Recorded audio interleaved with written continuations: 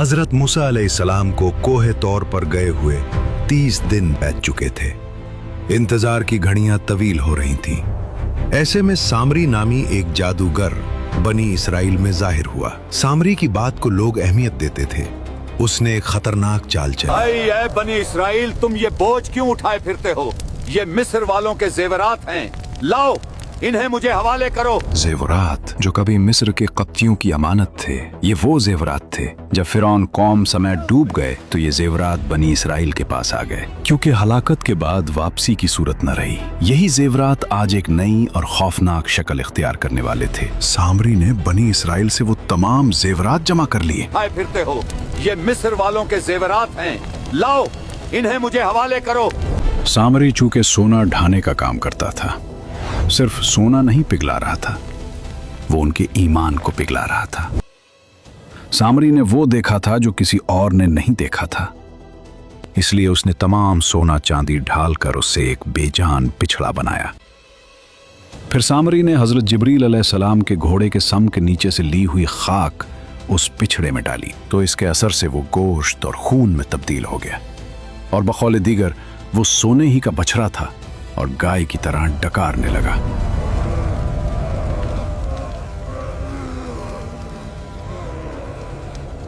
ये शुबदा इस कदर लोगों के लिए मुतासिर कन साबित हुआ कि इसके बाद सामरी ने जो लोगों को गुमराह कान पट्टी पढ़ाई, तो उसके बहकाने पर बनी इसराइल के 12,000 लोगों के अलावा बकिया सब ने उस बछड़े की पूजा किया।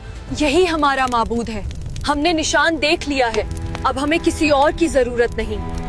ऐ बुछड़े, मेरी सुन ले, मैं थक चुका हूँ। अगर तू वाकई कुछ है, तू मेरी मदद कर दे।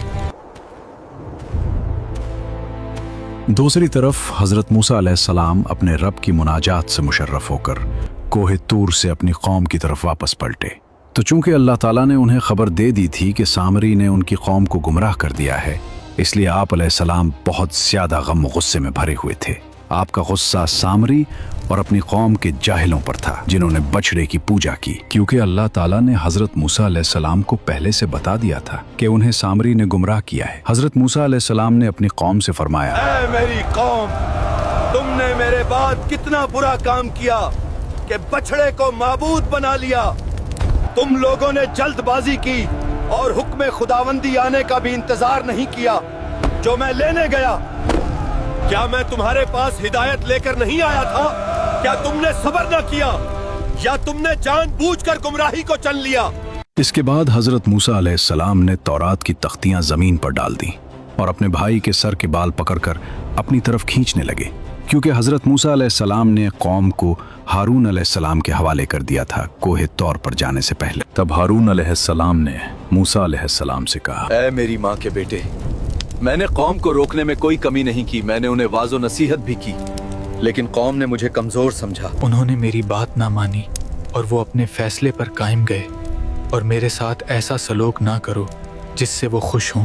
हजरत मूसा अलैहिस्सलाम ने अपने भाई का उज़्र कबूल करके बारगाह इलाही में अर्ज की, ऐ मेरे रब, मुझे और मेरे भाई को बख्श दे और हमें अपनी खास रहमत में दाखिल फरमा, और तू रहम करने वालों में सबसे बढ़कर रहम फरमाने वाला है। ये दुआ आप अलैहिस्सलाम ने इसलिए मांगी कि दूसरे लोग ये सुनकर खुश ना हों कि भाइयों में चल गई, और इसके साथ ये वजह भी थी कि हजरत हारून अलैहिस्सलाम का गम और अफसोस खत्म हो जाए। इसके बाद हजरत मूसा अलैहिस्सलाम सामरी की तरफ मुतवज्जे हुए और फरमाया, ऐ सामरी, तूने ऐसा क्यों किया?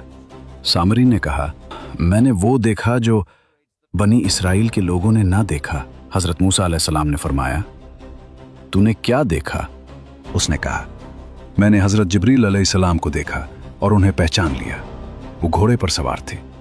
उस वक्त मेरे दिल में ये बात आई कि मैं उनके घोड़े के निशाने कदम की खाक ले लूं, तो मैंने वहां से एक मुट्ठी भर ली, फिर उसे अपने बनाए हुए बछड़े में डाल दी।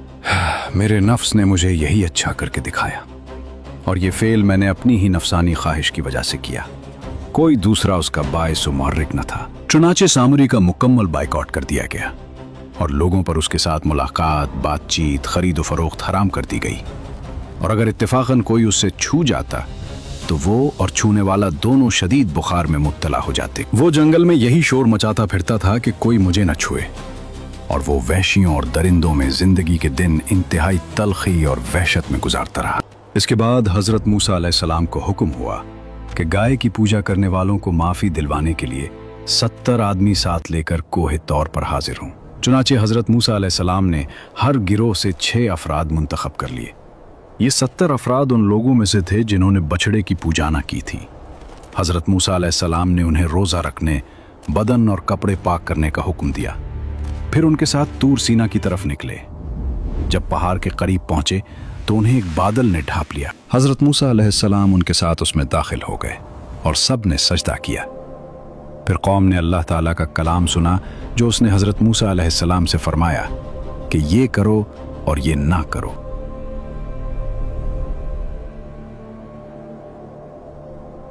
जब कलाम का सिलसिला खत्म होने के बाद बादल उठा लिया गया तो ये लोग हजरत मूसा अलैहिस्सलाम की तरफ मुतवज्जे हुए और कहने लगे, तौबा, मैं अपनी जानों को कत्ल करने का जो हुक्म हमने सुना उसकी तस्दीक हम उस वक्त तक नहीं करेंगे जब तक कि अल्लाह ताला को अलानिया देख न ले। इस पर हजरत मूसा अलैहिस्सलाम के देखते ही देखते उन्हें शदीद ज़लज़ले ने आ लिया और वो तमाम अफराद हलाक हो गए। ये देखकर हजरत मूसा अलैहिस्सलाम ने गिड़गिड़ाकर बारगाह इलाही में अर्ज की, ऐ मेरे रब, अगर तू चाहता तो पहले ही उन्हें और मुझे हलाक कर देता। क्या तू हमें इस काम की वजह से हलाक फरमाएगा जो हमारे बेअक्लों ने किया?